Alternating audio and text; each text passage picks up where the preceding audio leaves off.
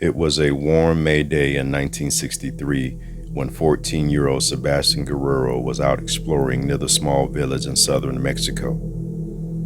It was dark when Guerrero saw something that intrigued him, flickering lights coming from inside a nearby cave.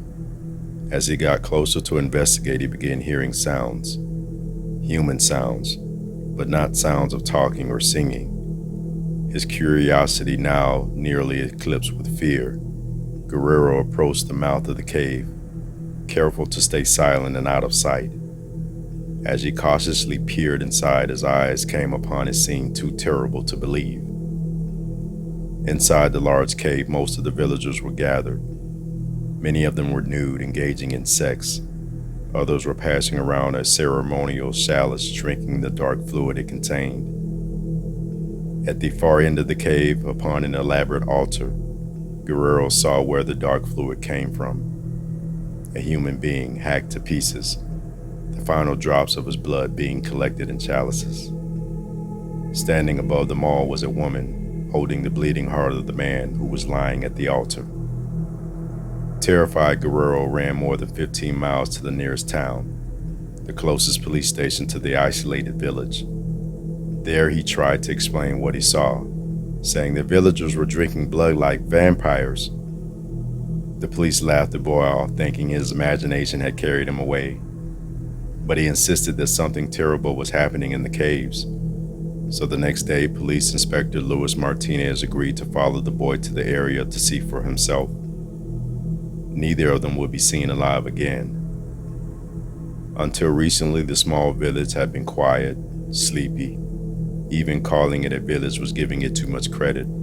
It only had about 20 families. There were no schools or polices or even a church. The poor, mostly isolated residents engaging in farming, selling what little corn and beans they could spare in nearby towns. Then in 1962, the Hernandez brothers, Santos and Cayetano, arrived in a small, quiet village. The brothers had previously traveled around northwest Mexico, pulling off various scams and then leaving town before they could get caught. Why they chose the small, isolated village without any money or resources is still a mystery. When the Hernandez brothers arrived, they claimed to be prophets of the ancient gods. Using sleight-of-hand tricks, they convinced the villagers that they had supernatural powers. The brothers told the villagers that if they obeyed and followed their directions, they would be led to the vast riches rumored to be hidden in the nearby caves. To bolster their claims, the brothers made up strange rituals with cannabis-laced incense smoke and animal sacrifices, which they performed inside one of the caves. Since the poor villagers had no money to give them, the brothers ordered the villagers to serve them, essentially making the entire village their slaves. The small-time scammers were now living like kings. They also sought out the prettiest girls in the village, even as young as 14, and told their parents that the girls needed to be given to the brothers to learn about sex. The villagers didn't dare disobey, since this was word of the gods. Once the brothers had their fun with the girls, they would sell them to traffickers who would send the girls to the border towns and force them to sex work. The brothers didn't just demand sex with the young girls. However, they would demand sex from nearly anyone, at any time, and the awestruck villagers had to obey. At their time, the rituals began to include sex, essentially turning into orgies. However, as the months went by and there were no gold, some of the villagers began questioning the Hernandez brothers' supposed power. So in order to keep the scam going, the brothers told the villagers that they would leave and go talk to the gods and would come back with a goddess. Of course, the brothers didn't travel to a mountaintop to pray.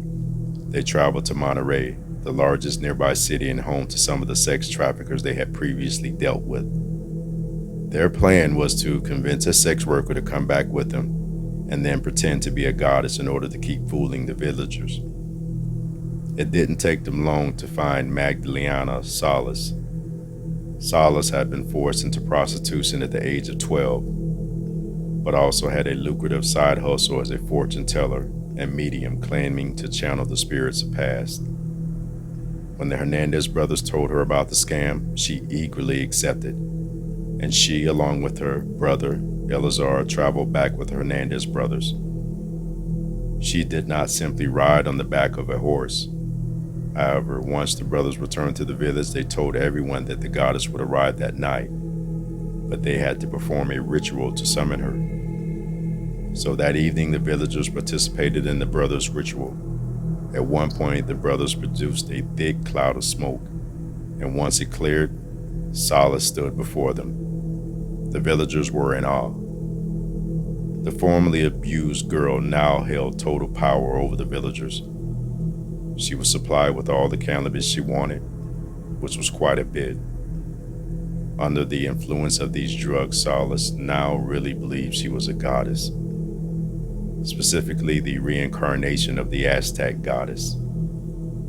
Under her reign, the cave rituals became even more darker. Solís insisted that not only should they perform animal sacrifices, but they should drink the blood to gain immortality. The ritual orgies escalated as well. Like nearly everything else, they were directed by Solís, who demanded the villagers engage in incest and bestiality. At one point, two of the village men began to question the increasingly disturbing new religion and wanted to leave. So Solís labeled them as unbelievers and ordered the villagers to beat the men and lynch them. From that point, her bloodlust spiraled out of control. She insisted that the rituals now include human sacrifice, and any village who wasn't obedient enough would find themselves on the altar, to be beaten, burned, and hacked to pieces by the fellow villagers. Not content with simply butchering her victims, Solís began cutting out the hearts of her victims while they were still alive. It was one of these gruesome rituals that Guerrero had stumbled upon that warm May evening. On May 31st, 1963, the state police, along with the army, went to the village to find the missing men and learn what was going on. They found the Solíses, along with the Santos Hernandez, in a farmhouse high off their faces, and in possession of large amounts of cannabis. The Solíses were promptly arrested, but Hernandez attempted to flee. The police shot him dead. Seeing the massive armed forces descending on their little village and arresting their goddess, the rest of the villagers holed up in the surrounding caves. The villagers and the army engaged in a shootout, but the poor villagers were outgunned. Those who survived the shootout were taken into custody. Upon searching the area, police found the bodies of Guerrero and Martinez on the property of the found house where the Solíses had been living. Their hearts had been cut out of the bodies. A search of the nearby caves yielded the bodies of 6 more victims, many of whom had been dismembered. Cayetano Hernandez was also found dead, but police would later learn he had been murdered by another villager, Jesus Rubio. Rubio had learned of the brothers' scam and wanted in on it. When Hernandez refused to cut him in, Rubio murdered him. The Solíses, along with Santos Hernandez and the other villagers arrested in the raid, stood trial. Since none of the villagers would testify against them, Magdalena and Eleanor Solís were the only ones convicted of the murders of Guerrero and Martinez. They were sentenced to 50 years each. The remaining villagers were convicted of group or gang murder or lynchings for the other 6 victims and given 30-year sentences.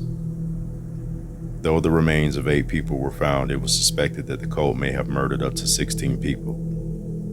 It isn't known what happened to Solís. If she served her time, she would have been released in 2013. However, some reports state she died in prison.